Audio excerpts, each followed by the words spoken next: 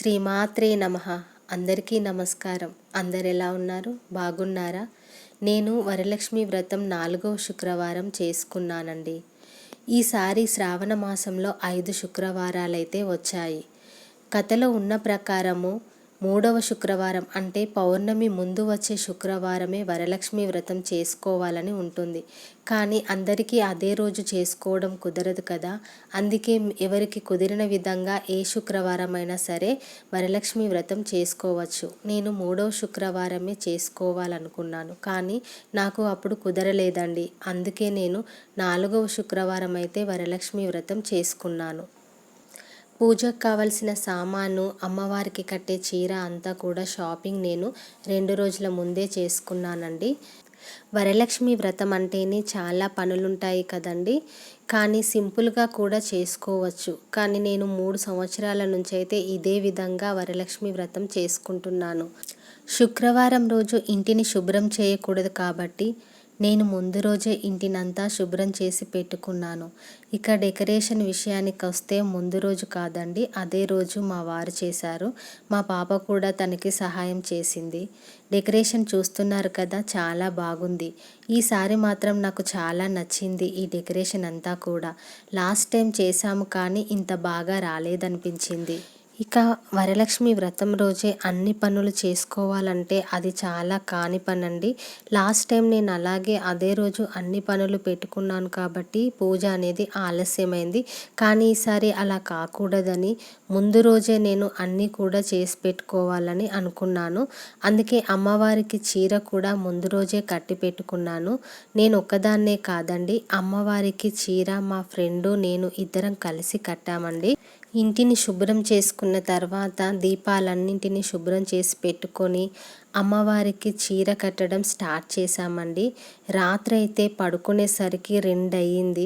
ఇంకా అమ్మవారికి చీర పూర్తయిపోయింది. ఇంకా నగలు అనేవి కూడా ముందు రోజు వేయకూడదు కదా అని తెల్లవారి వేద్దాం, అప్పటికే చాలా నిద్ర వస్తుందండి. మళ్ళీ మార్నింగే లేవాలి కాబట్టి ఇక 2 గంటలకైతే నేను పడుకున్నానండి. మళ్ళీ మార్నింగ్ శుక్రవారం రోజు 4 గంటలకే మళ్ళీ లేచి తలస్నానం చేసి నైవేద్యాలకి కావలసినవన్నీ నానబెట్టుకున్నాను. తర్వాత గడపలకి పసుపు రాసి బొట్లు పెట్టుకొని ఇంటి ముందు చక్కగా ముగ్గు వేసుకున్నాను. అలాగే తులసి కోట దగ్గర కూడా ముగ్గు వేసుకొని దీపం వెలిగించుకున్నాను. తర్వాత పూజ గదిలో కూడా నిత్య దీపారాధన చేసుకొని నైవేద్యాలనైతే ఇక స్టార్ట్ చేశాను. ఈసారి నేను అమ్మవారికి 5 రకాల నైవేద్యాలనైతే వండానండి. అవి బూరెలు, గారెలు, కట్టె పొంగలి, పరమాన్నం, పులిహోర, ఇలా 5 రకాల నైవేద్యాలనైతే నేను చేశాను. అమ్మవారిని చూస్తున్నారు కదండి, ఎంత బాగా ఉందో. ఆ శారీ నిజంగా అమ్మవారికి చాలా బాగుందనిపించింది. ఇలా అమ్మవారిని చూస్తుంటే నా దిష్టే తగిలేలా ఉంది. చాలా అందంగా ఉంది కదండి మా అమ్మవారు. ఎలా ఉందో మీరు కూడా కామెంట్లో తెలియజేయండి. అమ్మవారి కోసమైతే చామంతి పువ్వులు, గులాబీ పువ్వులు చాలా తీసుకొచ్చామండి. అలాగే అమ్మవారి అష్టోత్తరం చేయడానికి మల్లెపూలు, విడి మల్లెపూలనైతే తీసుకొచ్చాము. పువ్వులకైతే చాలా రేటు ఉందండి. వరలక్ష్మి వ్రతం అంటేనే చాలు పువ్వులకి రేట్లు చాలా పెంచేస్తారు. ఇంకా ఎంత రేట్ అయినా పర్లేదు అని చెప్పేసి అమ్మవారి కోసం అయితే చాలా పూలను తీసుకొచ్చాను. అష్టోత్తరం కూడా అమ్మవారికి పూలతోనే చేసుకున్నాను. అలాగే అమ్మవారికి ముందు పూజ చేసే ముందు గణపతిని, అలాగే గౌరీదేవిని కూడా పసుపుతో చేసుకొని పెట్టుకున్నాను. ఇలా నేను పూజనైతే చాలా బాగా చేసుకున్నాను. నైవేద్యాలన్నీ వండేసరికి చాలా టైం అయ్యింది. అమ్మవారికి ముందు రోజు నైటు శారీ మాత్రమే కట్టాను, అలంకరించలేదు. ఇక నైవేద్యాలు అన్నీ కంప్లీట్ చేసుకొని అమ్మవారికి నగలు వేసి అలంకరించుకున్నాను. అమ్మవారి ముందు లక్ష్మీదేవి విగ్రహాన్ని పెట్టుకొని కలశారాధనకి కావలసినవి సిద్ధం చేసుకున్నాను. దీపారాధనకి కావలసిన దీపాలన్నిటిని కూడా అమ్మవారి ముందు అమర్చుకొని అఖండ దీపాన్ని కూడా అమ్మవారి ముందు పెట్టుకున్నాను. ఇలా వీటన్నిటిని సిద్ధం చేసే విషయంలో మా అమ్మాయి నాకు చాలా హెల్ప్ చేసింది. అందుకే అంటారేమో ఆడపిల్లలు ఉన్న తల్లిదండ్రులు అదృష్టవంతులు అని. నిజంగా మా అమ్మాయి పూజ పూర్తయ్యేంత వరకు కూడా నాకు చాలా హెల్ప్ఫుల్గా ఉంది. అమ్మవారికి నేను సంపూర్ణ తాంబూలం ఇచ్చాను. అంటే చీర, జాకెట్ పీస్, గాజులు, పూలు, పండ్లు, ఇంకా అమ్మవారికి నలుగు సామాను అంటే తిలకం, కాటుక, కోంబు, అద్దం, కోను, పౌడరు ఇలా వీటన్నిటిని కూడా అమ్మవారికి తాంబూలంలో పెట్టి సమర్పించాను. ముందుగా దీపారాధన చేసి ధూపం వేసి గణపతిని, గౌరీదేవిని పూజించుకొని పూలతో అమ్మవారి మరియు స్వామివారి అష్టోత్తరాలను చదువుకున్నాను. మనం వ్రతం కోసం చేసే ఏర్పాట్లు అన్నీ కూడా పూజ కిందికే వస్తాయి. అందుకే మనం పని చేసేటప్పుడు అమ్మ నామాన్ని తలుచుకుంటూ చేస్తే చాలా మంచి ఫలితాలు కలుగుతాయి. నేనైతే అలాగే చేస్తాను. ఎప్పుడు పూజలు చేసినా సరే అమ్మ నామాన్ని తలుచుకుంటూనో లేక అమ్మ స్తోత్రాలను వింటూనో పనులు చేసుకుంటాను. ఇక నైవేద్యాలు మాత్రం మనం స్వయంగా వండి అమ్మకి పెట్టాలండి. బయట నుండి కొని తెప్పించినవి అస్సలు పెట్టకూడదు.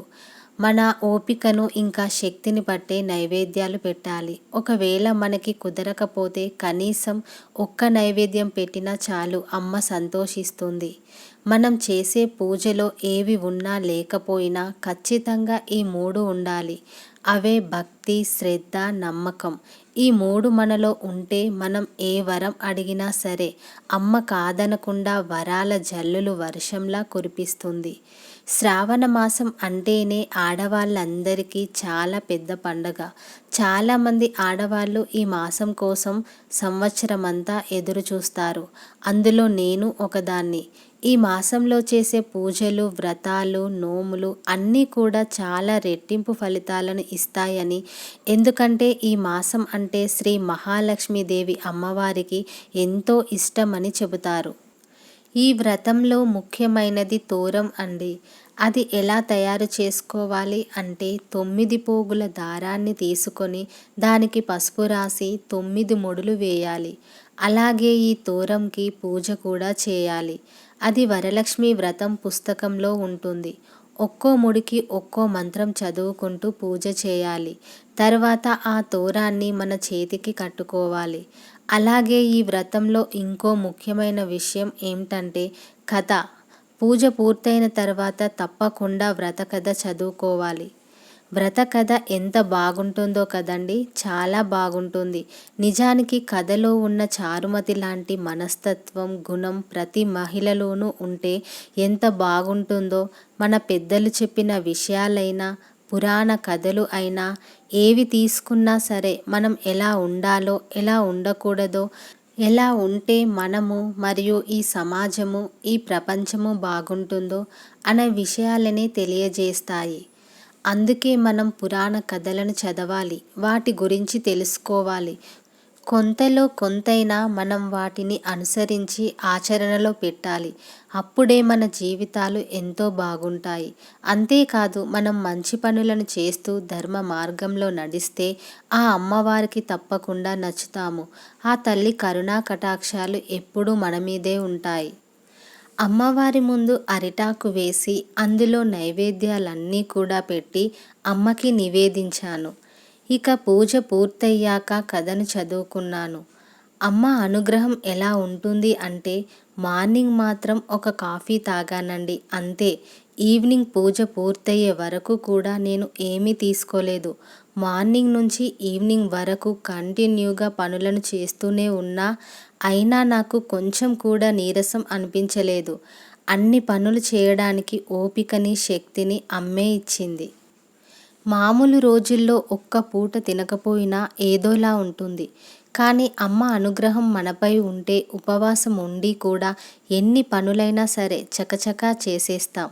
ఇక చివరిగా అమ్మవారికి నెయ్యి వత్తులతో పంచహారతి ఇస్తూ పాట పాడుకున్నాను. క్షీరాబ్ది కన్యకకు శ్రీ మహాలక్ష్మికి నీరజాలయమునకు నీరాజనం. క్షీరాబ్ది కన్యకకు శ్రీ మహాలక్ష్మికి నీరజాలయమునకు నీరాజనం. నీరాజనం నీరాజనం. జలజాక్షి మోమునకు జకవకు చెంబులకు జలజాక్షి మోమునకు జకవకు చెంబులకు నెలకొన్న కప్పురపు నీరాజనం. ఇంటికి వచ్చిన ముత్తైదువులకు బొట్టు పెట్టి కాళ్లకు పసుపు రాసి వాయనమైతే ఇచ్చాను. ఈసారి 5గురికే వాయనం ఇచ్చానండి. తర్వాత మా ఇంటి మహాలక్ష్ములు అంటే మా పిల్లలిద్దరికీ కూడా వాయనం ఇచ్చాను. ఈసారి మా ఇంటి వరలక్ష్మి వ్రతం అయితే చాలా బాగా చేసుకున్నాను. మనసుకి చాలా సంతోషం వేసింది. నేను కూడా వాయనం తీసుకోవాలి కదండి. మా ఫ్రెండు నేను కూడా ఒకే రోజు వరలక్ష్మి వ్రతం చేసుకున్నాం. అందుకే మా ఫ్రెండ్ వాళ్ళ ఇంటికి వెళ్ళి వాయనం తీసుకున్నాను. ఇదండి మా ఇంటి వరలక్ష్మి వ్రతం. వీడియో గనక నచ్చితే లైక్, షేర్ మరియు సబ్స్క్రైబ్ చేసుకోవడం మాత్రం మర్చిపోకండి. Thank you for watching.